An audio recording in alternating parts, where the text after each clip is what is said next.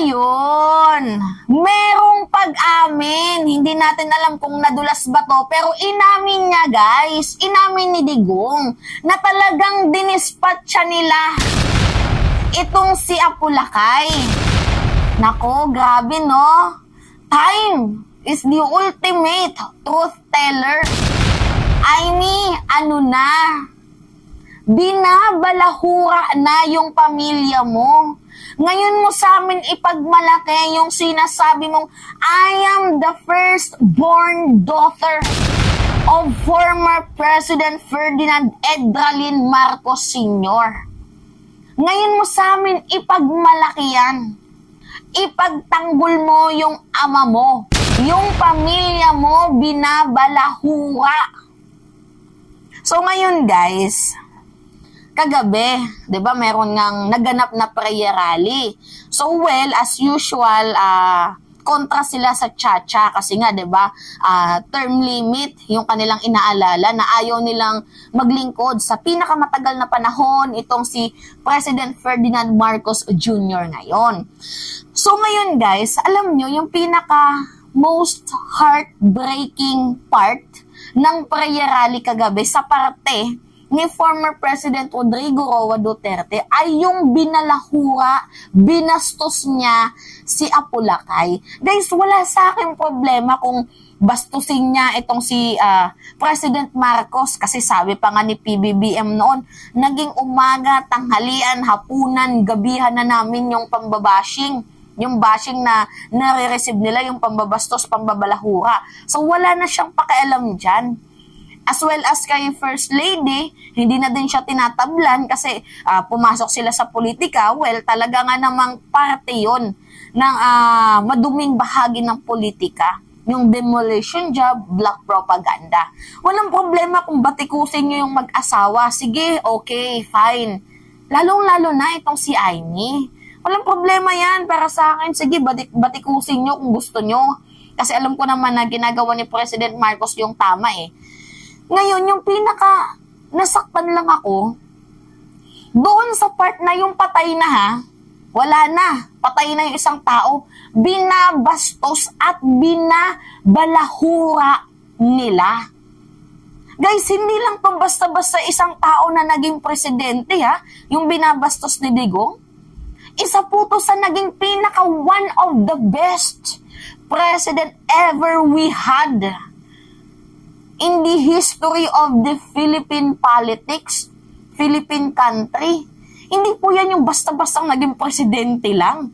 'Di ba? Nakagaya ng naupo dahil sa impeachment. 'Di ba? Hindi po yan ganun eh.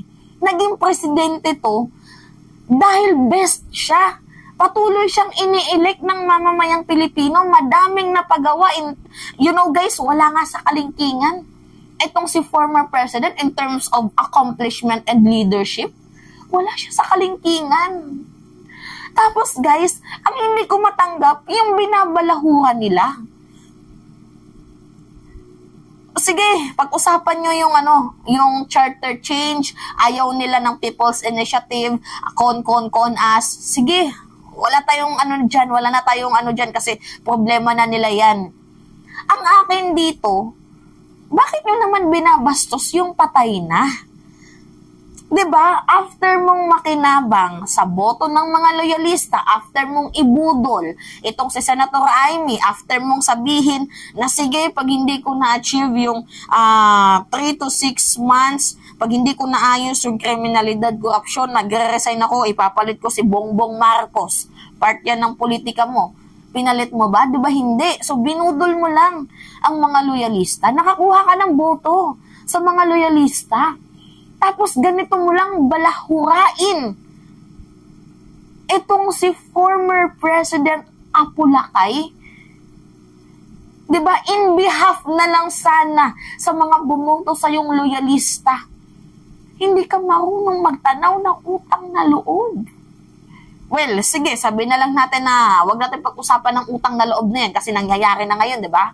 Binabayaran nila kay Kibuloy, 'di ba, si Robin, si Senate President. Wag natin na yan, yung utang na loob, wag na nating itapik yan. Pero yung akin dito, hindi ka man lang ba na konsensya na Kumuha ka ng boto sa mga loyalista, tapos after all, ganito lang yung sasabihin mo, yung babalahurain mo? Tama ba yun? Konsensya, oy. Konsensya.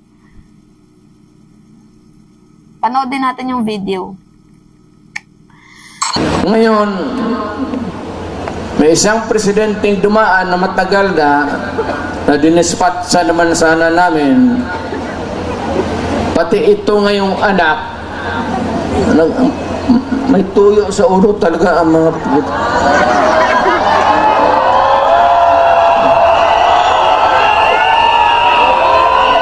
gusto pahabain.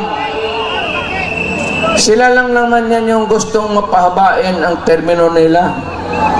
Ang Pilipino lamang interest niya ng pahaba ng termino. Ang Pilipino ang gusto magpahaba ng utid para papakaligaya kung sino ang gusto ng paligaya.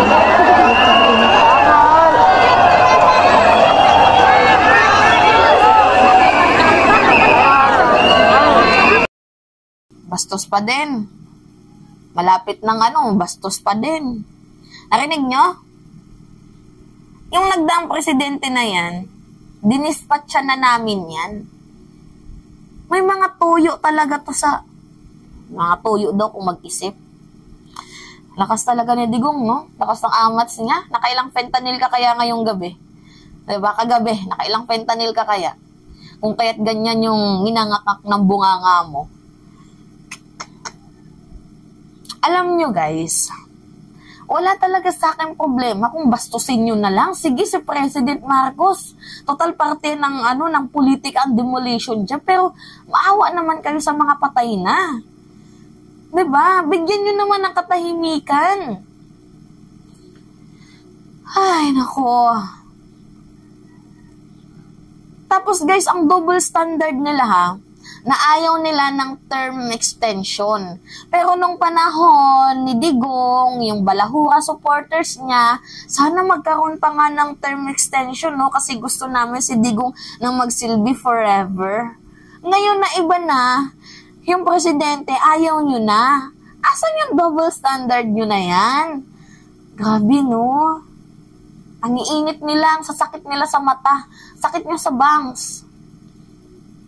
Kakaloka.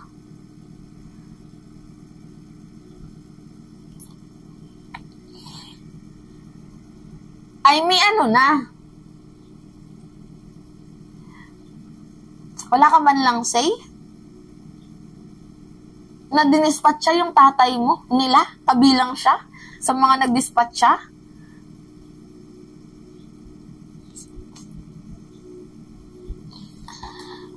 Alam niyo, pag hindi dito nagsalita si Amy, literal siguro hindi to anak ni Marcos. It's either ampon lang to or anak lang to sa labas. We do not know. Pero, alam niyo sa ginagawa ni Amy Marcos na pagkampi niya sa mga Duterte, nakakatawan na lang sa part na binubugbog ng mga Duterte itong si Amy. Pero hindi niya nakikita yung dark side. Blood is thicker than water, Amy. At the end of the day, pamilya mo pa din ang malalapitan mo, pamilya pa din ang kakampi sa'yo, pamilya pa din ang nandiyaraan para sa'yo. Ano na lang yung reaction ng nanay mo pag malaman niya to? Ano na lang yung reaction ni First Lady Imelda Marcos na one of the person, itong si former President Duterte na nagdispatch siya sa tatay mo, na siyang pinapagtanggol mo ngayon.